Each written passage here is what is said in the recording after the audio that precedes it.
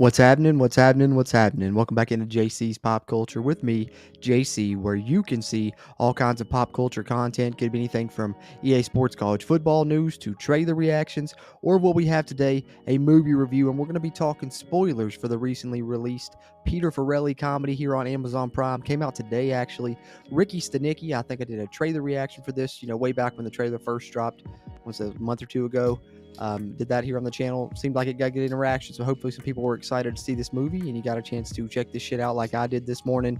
If not, go watch it, then come back and watch this, because I am going to dive in on some spoilers here. I don't really know how else you would talk about this movie without talking about spoilers. It's pretty straightforward plot, so you kind of got to dive in on some of that if you're going to talk about this.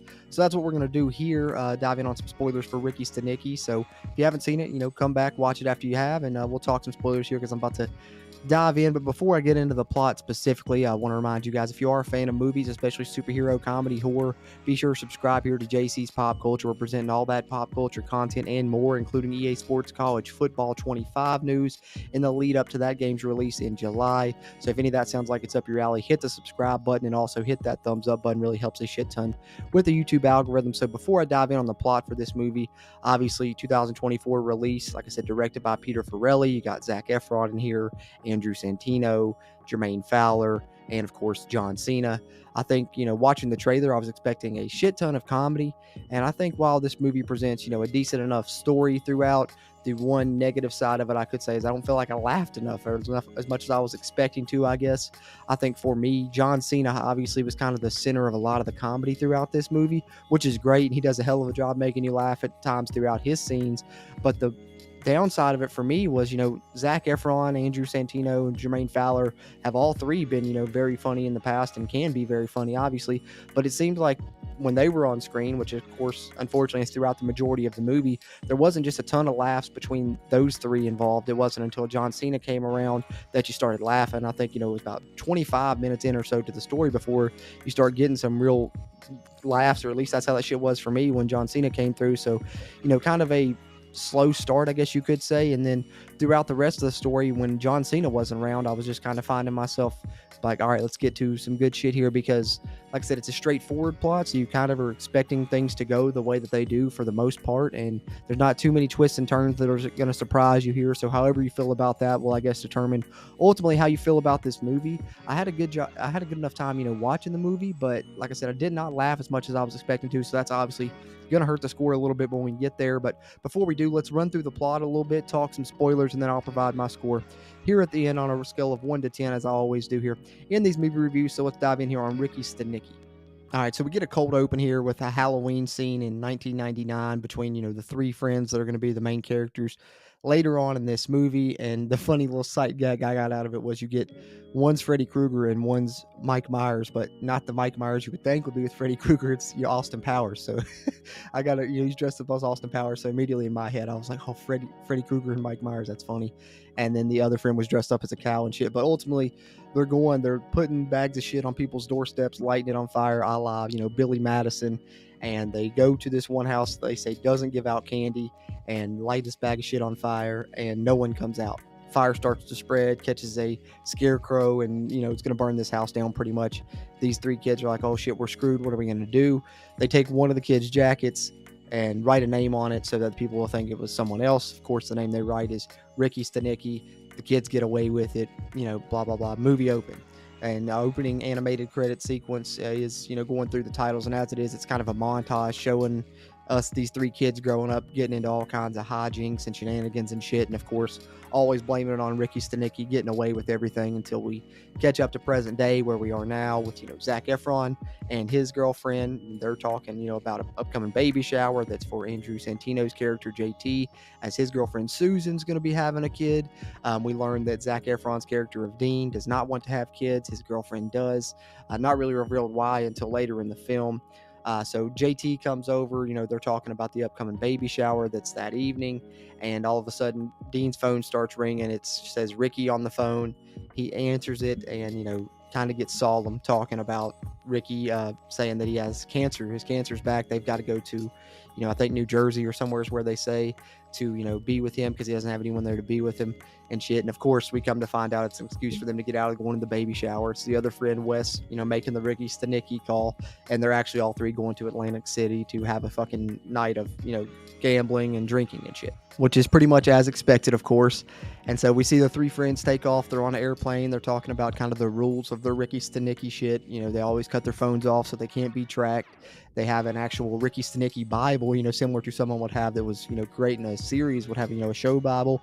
They have a Ricky Stanicky Bible where they've kept track of all of the Ricky Stanicky stories and legend throughout the years, so they keep everything fucking straight. So this shit goes deep. Not only that, they have an actual Ricky Stanicky Instagram account they post on, so they're posting on that as they're on the flight and shit. So obviously this is, lifelong scam, which obviously, in real life wouldn't make any fucking sense, would not be feasible or achievable probably, but you gotta, have a certain sense of disbelief coming into this when you learn about the plot a little bit, I guess, because it is kind of funny, when you think about it. And that's also what adds to the comedy of this shit a little bit, is the fact that it's such an absurd, plot, I guess, that alone sometimes makes you laugh just because of the absurdity that's happening, that people have actually believed this shit for so long. And there's one particular character in the film, Susan's mother, talk about her more in a second, but she's like kind of almost like the voice of the audience, if you want to call it that. I guess you could, because she's the one that's like, there's no fucking way any of this is real. This is a made up guy, right? Like the whole movie, she's on it and shit. And so then, of course, at the end, when it's finally revealed, spoiler alert, she's the one that's fucking excited about it. But nonetheless, as we get through here, we see that they arrive at Atlantic City. They're having a good time, but they're at the bar getting some shots, and this character comes up beside of them, orders a shot when they're ordering shots, trying to, act like he's with them, basically. And the bartender recognizes him. He's like, fuck off, Rod. Obviously, this guy's, always mooching and shit. But Zac Efron's character of Dean kind of feels bad for him a little bit, so lets him hang out there. They talk a little bit. He tells a little bit of his story. You learn about Rock Hard Rod, which John Cena's character, and this is one of the funniest gags in the movie, is what he does is he hangs out at Atlantic City. He's a fucking drunk, mooches off people, apparently tries to or whatever. But what he performs at the, hotel or at the casino, whatever, as, Rock Hard Rod, which does, parody songs, taking pretty much existing songs, much in like a Weird Al Yankovic would parody them, but he only does songs that basically apply to masturbation and shit. So he does Michael Jackson's Beat It, or anything that he does, it turns into a, parody of masturbation and shit. And he says he's the only, adult-based person doing this shit. So it's a pretty funny gag, especially when they show some clips of that throughout the movie. But he talks about, he's a trained actor. He's, very good. He says he can do impressions. He shows them an Owen Wilson impression that's actually really good. They're surprised. They said, what else do you got? And then he goes into this impression of a mom talking to a kid, and she's like, you're only here because your dad was fucking me in the ass and some of the cum dripped down and shit, so you're nothing but a shit baby. And they're like, what is that from? And he's like, that's just a little tale from my life. What the hell, whatever it is he said that's a reenactment of a scene from my childhood or some shit like that. And you're like, okay, damn, that went dark quick, but a little bit of dark comedy there. So, once John Cena comes in here at this point, that's when you're like, all right, here come the laughs. And I think things did pick up from that point. John Cena is really, to me, the star of this show and this movie, because he steals the show and he provides, the majority of the laughs throughout. So they kind of run him off because he's trying to tag along. Andrew Santino's character of JT basically is like, hey, fuck off. But, Zac Efron's character of Dean feels bad, chases him down, and, has a little conversation with him. And Rod provides him his card after he sees some people that look like they're looking for him. He tells Dean that they're big fans. Obviously, it's clearly, something sinister, it appears to us. But nonetheless, gives Dean his card. They part ways and shit. And the story continues because once, he leaves Rod, heads back towards the casino area or the bar area where the other friends, JT and Wes, are hanging out. And he turns his phone back on and checks and sees all kinds of missed calls, messages. Turns out that JT's girlfriend, Susan, is going into labor and shit while they're gone. So they're going to have to rush back, obviously, for him to try and be there for the birth of the baby. Doesn't quite make it in time, misses the birth, but then they're there, and this is when you start getting Susan's mother questioning the Ricky Stanicky story and shit. And Wes, Jermaine Fowler's character, pretty much at this point is like, all right, fuck it, the jig's up. Acts like he's going to reveal the truth about Ricky Stanicky being a lie. And, Dean instead kind of spins that to, no, Ricky Stanicky just lied to us about the cancer being back. He actually just wanted to drink with us and celebrate being cancer-free, so he lied about having cancer and being in the hospital to get us all up there, because they had called and checked the hospitals and shit, and there was no record of Ricky Stanicky. So, Wes is kind of ready to be done with this lie. They've carried on for years, but Dean and JT are like, now we're carrying this shit on. And it continues from there because they learn that Ricky Stanicky is scheduled to be, in town with Wes, unbeknownst to JT and Dean, that he's kind of come up with this lie.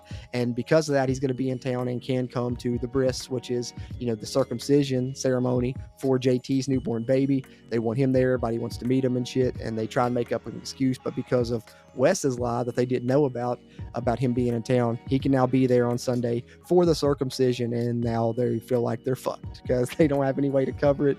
And Dean pretty much has everyone staring at him. He's like, oh, I assure you he'll be there. And he didn't know what to do at that point, kind of panicked and said that. So now they're trying to figure out, all right, what can we do? How can we get someone here, for Ricky Stanicky? Can we fake Ricky Stanicky's death? They're like, no, that shit won't work. They're like, well, we can hire an actor. Do you know any actors? There's this guy Gary, who's kind of a character in this story, a minor character, has done a Red Robin commercial that went national, everybody loves and shit. But one of the characters in the film actually knows Gary, so that's not going to work.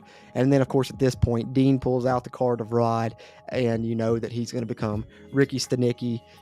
Dean sends him all the info, sends him the Bible, goes over everything with him on FaceTime, and you're like, oh shit, okay, so he's going to be ready to go. But when Rod shows up, gets off the plane, he's throwing up and shit. They think he's on drugs. They're trying to figure out, hey man, what the fuck are you on right now? And John Cena reveals to them, obviously I'm sober. I actually quit drinking 3 days ago because I have to play Ricky Stanicky. So this is kind of the first glimpse that we get of how fucking committed this guy Rock Hard Rod is to play in this role of Ricky Stanicky, because Ricky Stanicky in the show Bible has been sober for years, so he is going to be sober as well. He's dedicated to this character and shit. Obviously, it looks a little rough right now. He's pissing his pants and shit when they come out of the airport. You get some good comedy there. Wes takes Ricky Stanicky back to his house to get him cleaned up before they head over to the baby shower, because JT and Dean have to be there first. While Ricky Stanicky's at Wes's house, we learn that Wes has told his boyfriend Keith that him and Ricky Stanicky used to date, unbeknownst to JT and Dean. He did this just because when him and Keith first started dating, he wanted an out in case the date wasn't going well. So, he had said that he was still dating a guy named Ricky Stanicky in case he needed to leave. So obviously now Ricky Stanicky has to pretend to be bi for one. And also there's, another layer that the guys don't know about Wes lying about Ricky Stanicky, which is kind of a theme throughout this story. And Wes is kind of the one that he doesn't have a job. JT and Dean work together at this, big banking place. And so Wes kind of, has his own shit going on the side. He's working on writing this book. You get this subplot about that and about, his boyfriend wanting to leave him because he doesn't have a job, which then, leads to, of course, Ricky Stanicky hiring him later in the film and stuff. Really, you don't get much payoff for that, for the book that he's writing, nothing. It's kind of almost just a loose thread that doesn't get picked back up. That's the only reason I'm mentioning it here, is because it kind of goes into the cons for me, because they just kind of drop that. They don't really pick up on that at the end or anything, unless there was some shit in the post credits. I didn't sit through the credits. I wanted to hop on here and record this spoiler review really quick, but that's kind of one that goes in the cons. But you do get some good comedy and interaction between those two during that time. So then cut to the baby shower where JT and Dean are. They're talking about Ricky Stanicky with Susan's mother, and she's kind of in denial. But we also see at one point the rabbi pop in, and this is a good moment of comedy as well. Jeff Ross actually plays the rabbi in this film, and he's actually supposed to be a part stand-up comedian and part fucking rabbi. And so he's doing some funny jokes the first time you see him, and then later he's involved in a pretty funny sequence as well here at this bris for JT's baby. But Susan's mother's kind of denying the existence of Ricky Stanicky. And then, of course, right on cue, Ricky Stanicky walks in with Wes, fucking cowboy hat on with one side curled up and one side flat. I don't know what the fuck's going on with that. Nice ass suit and shit. So fully cleaned up, but also really committed to this part, and comes in just absolutely nailing it from the moment at the beginning there. When everyone's questioning him and shit, he knows all the stories, and he really impresses everybody right from the beginning. But nonetheless, Susan's mother still trying to pry and shit. So Dean pulls, Ricky away and says, whatever you do, stay the hell away from that woman at this party. And for the most part, he does. But later on in the party, she kind of corners him, begins to ask him questions about this charity that he worked with, some shit that she doesn't think he's going to know. He's kind of stumbling nervously. Dean comes over, kind of tries to pull him away. And then, she shouts out, hey, it's because you're a fraud. You never worked with this. Kind of pauses for a moment, turns back around, and absolutely goes on this fucking amazing spiel talking about this company, and really puts Susan's mother in her place, and everyone's amazed. So not only is he pulling that off, but also he meets, JT and Dean's boss at the party. And of course, Dean's pretty nervous about this because he's kind of coming off pretty brazen to, JT's and Dean's boss. But it turns out he actually absolutely loves the guys, really impressed by him and some of the shit that he's telling him there at the end of the bris. So pretty much, Ricky Stanicky comes here, blows everybody away, rock hard Rod with a hell of a performance. The guys are fucking amazed. They put him in a cab, hand him his money, and they're like, man, you killed this shit. You're awesome. Thanks so much, Rod. And he, keeps repeatedly saying, actually, it's Ricky. It's almost, obviously you can tell he doesn't want to leave this role of Ricky Stanicky. They send him off in the cab. He's got his head hanging out the window looking back. But at this point, you're like, damn, okay, that's kind of unexpected. I thought this would be stretched out further. This would kind of be the whole story was, them trying to keep this going. But, this baby shower went off kind of without a hitch. I mean, you even had John Cena's character, Rock Hard Rod, aka Ricky Stanicky, have to perform the circumcision after this whole subplot where they accidentally ketamine the rabbi and he passes out. So Ricky Stanicky uses a cigar cutter to perform the rest of the circumcision on the baby. So not only is he blowing everyone away, with his intellect, he actually physically pulls some shit off as well. So the guys are amazed that it goes this well. And at this point, you're thinking, well, what the hell's going to happen now? The guys show up to work the next day. JT and Dean, the boss calls him in there, which, I should mention the boss played by William H. Macy, who obviously always doing some great comedic roles and shit, but he calls him in there. He's so impressed by Ricky Stanicky, he hired him.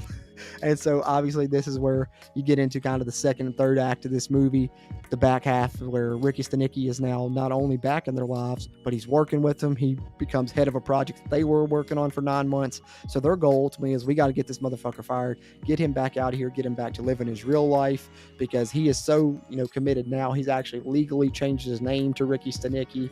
The girlfriends and significant others love him. He's going bowling with the friends and everything. And they're like, this shit's just gone too far. We got to fucking get Ricky Stanicky out of here or we're going to have to reveal the truth, one or the other. And that's kind of the head that the story comes to it at, here in the later acts of the film. Because the three friends, after sending them off in the cab, they had all kind of committed to, hey, the Ricky Stanicky lie's over.